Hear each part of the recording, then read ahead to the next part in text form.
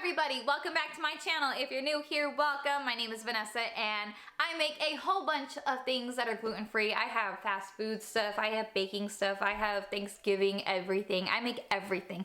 So if you guys would like to see everything that I post that's gluten-free, I will have a playlist for you down below that you guys can go ahead and check out. But in this video, you guys clicked on it because you guys want to see some gluten-free, I can't even talk, some gluten-free sugar cookies. Now, if you guys have not seen my gluten-free chocolate chip cookie recipe, I'll post it somewhere. Me and gluten-free cookies got beef because it's the hardest damn thing that I've ever had to do. I don't know why, but for some reason that is the one thing that gave me a run for my money. And because of that, I just want to with gluten-free cookies. But because of that, it lit a fire under me to make every single gluten-free cookie perfect. Like, I want to know which cookie recipe works best with what. Does that make sense? Yes, I've set the bar that high for myself and for you guys because to me, I don't think that we should have to sacrifice anything. Literally anything. Just because we had to go gluten-free doesn't mean that we should have to miss out on our favorite things, right? Agree? We agree. But yes, so in this video, I'm going to be showing you guys how I make my gluten-free cookies. I'm going to show you kind of two ways. One came out a little bit crunchier than the other, so it's up to you guys, but these are supposed to be for a chewy cookie. So that's up to you. If you want more of the crunchier one, I'll kind of explain as we go, but you guys will see what I'm talking about. But yes, if you guys would like to see how I make my gluten-free sugar cookies, then go ahead and keep on watching. So I'm going to show you the first recipe first. Don't worry, they're not too different. I'm just giving you guys the options because I tried them two ways and I figured instead of throwing away the clip, I'll just show you guys what I did. So to one bowl, we're going to add, I have all the measurements either down below and on the screen. So if I skim over it, don't worry, they're everywhere for you to find. But basically in one bowl, we're going to add all of our dry ingredients. And this is our xanthum gum, our flour. We're going to actually add almond flour to this recipe. It made it a little bit more of it gave it more texture instead of just falling apart, if that makes sense. And we're gonna add some baking soda, some baking powder, some salt, and we're just gonna kind of whisk this together and then put it aside. Now, while all this was going on, I was melting a stick of butter. I did not get that on camera for some reason, but I am melting a stick of butter over on the stove, and then I'm gonna turn it off and let it cool. Do not put it in while it is too hot because we don't want it to cook the egg when we add it. But to another bowl, we're gonna add some sugar. We're gonna add, I wanna say in this one, I did not add brown sugar, but this one is just sugar. And then we're gonna also add cream cheese. Cream cheese did make it a little bit more moist. So you guys can omit that, add something else, but it worked out great. And it actually goes in both recipes. So I did add cream cheese in both, but if you can't have it or you just wanna leave it out, that's fine. Then we're gonna add the melted but cooled butter. Please make sure that it's cooled. Like I said, we do not want it to cook the egg. And then we're going to cream that together. It is a little bit hard if everything is not room temperature. The cream cheese was also room temperature. So just try to get everything as close to room temp as you possibly can.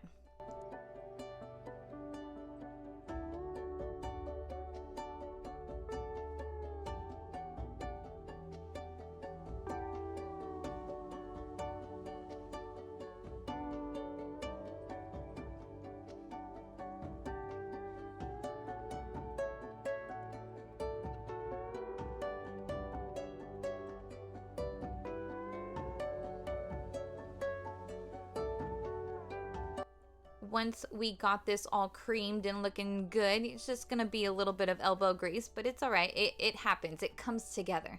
Then we're going to do one room temperature egg, and then we are going to do some vanilla extract. And then we're also going to whisk. This is exactly why we didn't want the butter to be too hot, because just in case we add this, sometimes it can cook the egg, and you do not want scrambled egg tasting sugar cookies. Ew, grody. But yes, we're gonna mix this together, and then to this we are going to add our dry ingredients. Now, it's a very hard thing to whisk, so please use a spatula. I usually spray mine with a little bit of gluten-free cooking spray. If you guys didn't know, not all cooking spray is gluten-free, so just make sure that it is. and I spray it, and then that's when I go in and mix. That way it's not too stuck onto the spatula. If you are having a hard time towards the end mixing everything, just use your hands. It's okay to overmix for some reason. Gluten-free baking, it's fine. Try to not use your hands, but it's okay if you do. Wow, can't talk. This recipe needs to be cool when we go to, like, we're gonna roll it in sugar later. So it does need to be cool, but while you're mixing it, if you need a little bit of help, there's a lot of butter and a lot of sugar in this that sometimes the temperature on your hands, the warmness from your body, helps kind of mix everything together. You'll see that I go in because I started having a hard time. And so I was like, you know what? We're just going to get in and just work with it, kind of like how you would more of a firm dough. And I just started mixing it like that, and I was able to incorporate all the flours. So if you need to, get in there with your hands, get a little dirty.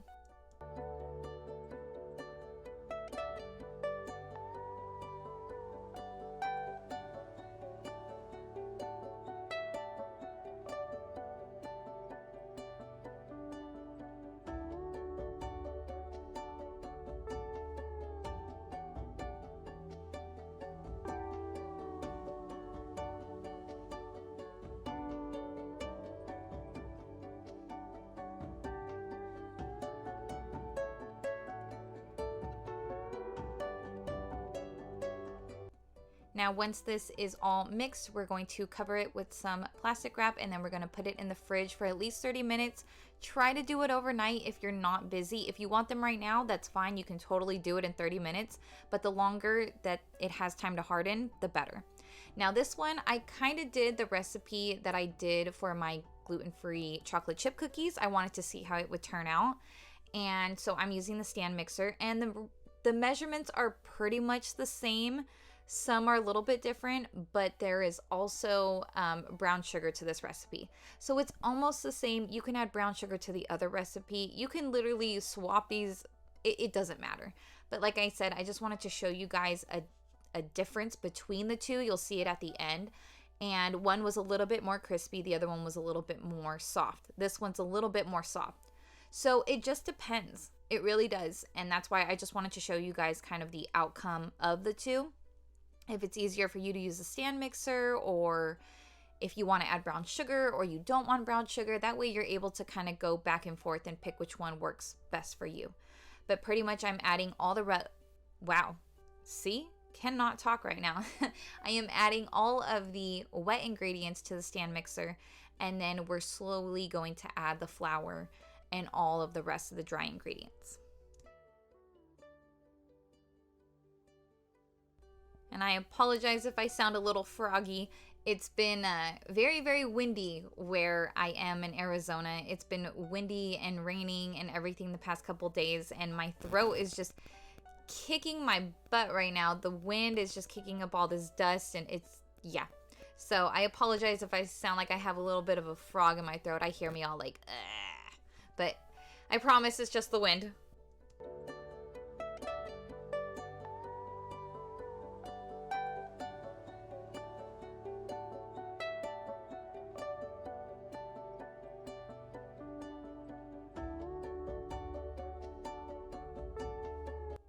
Oh, and in this recipe, we did add 2 eggs, not 1. The other one's 1.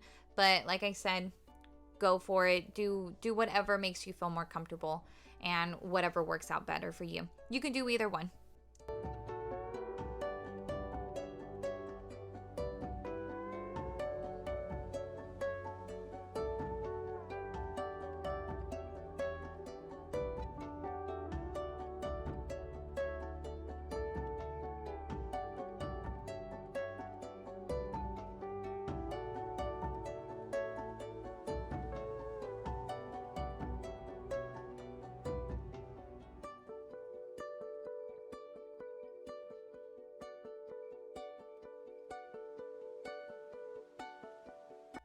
Make sure to scrape down the sides because mine starts to come up on the sides. So mine doesn't have that, my stand mixer, it doesn't have that like up and down lever thing. So my stuff starts to push off to the side. So just make sure everything's kind of well incorporated. push it in the middle and then give it a tiny little whisk, and then we can go ahead and go on to the dry ingredients. So to this, we will be adding the gluten-free flour, the almond flour. Yes, we keep the almond flour in this one. And then we also add all of the baking soda, baking powder, salt, xanthum gum. I recommend adding xanthum gum even if your flour does have xanthum, because it would probably turn out more fluffy. That's something I was having an issue with when it came to my gluten-free chocolate chip cookies. But for this one, I only added a little bit, and my flour already has it, so I would add a little bit more. So that's that. If you don't have it in your flour mixture, then already go ahead and add it. And if it is in your flour, I would recommend adding just a little bit more.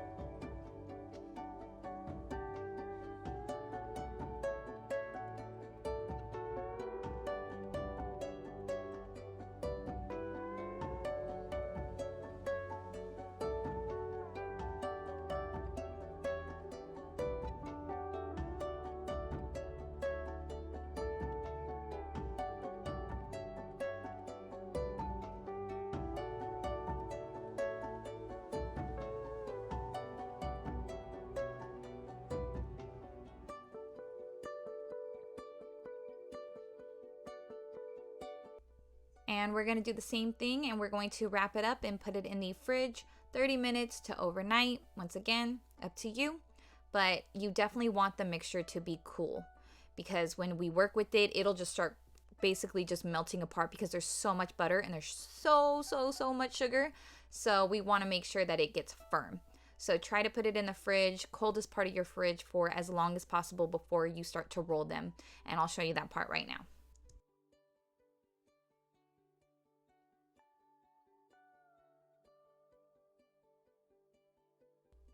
So we're going to preheat the oven to 350, and it's because, you know, we've been waiting for, I think I did mine for like 2 hours.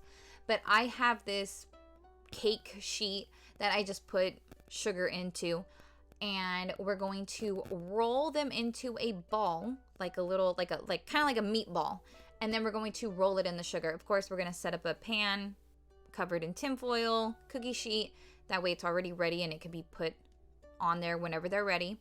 But we're going to roll them into little balls, and then we're going to roll them in the sugar. Just kind of a nice coat. It doesn't have to be all crazy, and you could top it with more sugar on the top if you want. It's completely up to you. But all I just did was I got a couple balls put in place. Now, be a little bit careful with the size. Mine were a little bit big, but everybody loves big cookies, right? So you guys can go a little bit smaller than this, but if not, hey, big cookies are big cookies. But that's it. Just kind of roll them in the sugar.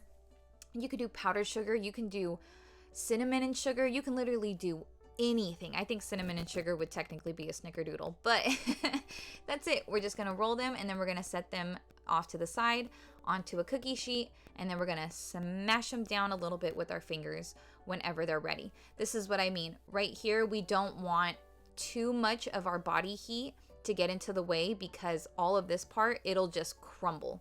It'll basically just melt. But yeah, so try to keep the dough as cold as possible.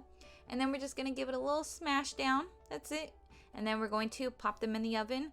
And the timing will be put down below, I promise, and on the screen. Because for right now, I can't remember what it is. Oh, there it is. 350 for 12 to 16 minutes. Now 12 to 16 because it depends on the size of the cookie. So the bigger, the longer, the smaller the cookie, the shorter the time. So just kind of watch them. Make sure that when you see the golden brown on the edges, you just start to pull them out. And this is for the second dough. I just showed you guys that I'm just doing the exact same thing. That's it. Nothing crazy, nothing different. We're doing the exact same thing even with the other dough. But yeah, so please remember that when you bake the cookie, it depends on the size, for the temperature, not for the temperature, for the time. So just keep that in mind. Now, this is how the first batch turned out, the first round of cookies, and they came out a little bit more crispy because you can see the edges are a little bit darker, but they have a good size. Everything's all flaky, perfect. They were soft on the inside. Like I said, they have a little bit more snap to them, so that's up to you. And make sure that if you put them in the fridge that you have something to keep moisture in there. So I did like a wet paper towel or a piece of bread, gluten-free bread, but that's up to you. They can get hard the more air that gets into them. So just make sure. And this is the second one. Now, these are what I liked a little bit better. They came out a little bit more on the softer side. You see the difference? The one had the little snap to it, and then this one had more of a crumble. Same time, same everything. So it's up to you guys on which one you want to do, but let me know how you like them. And they were delicious. And that's it for this video. I hope you guys enjoyed. If you liked it, please give me a big thumbs up and don't forget to subscribe if you guys haven't already. But if not, that's fine. You're welcome back anytime. And yeah, that's gonna be it for this video. I promise I will be back soon with more and more videos. I apologize for how long it is taking me, but I will be back very, very soon. So thank you so much for watching, and I'll see you guys in my next video. Bye guys.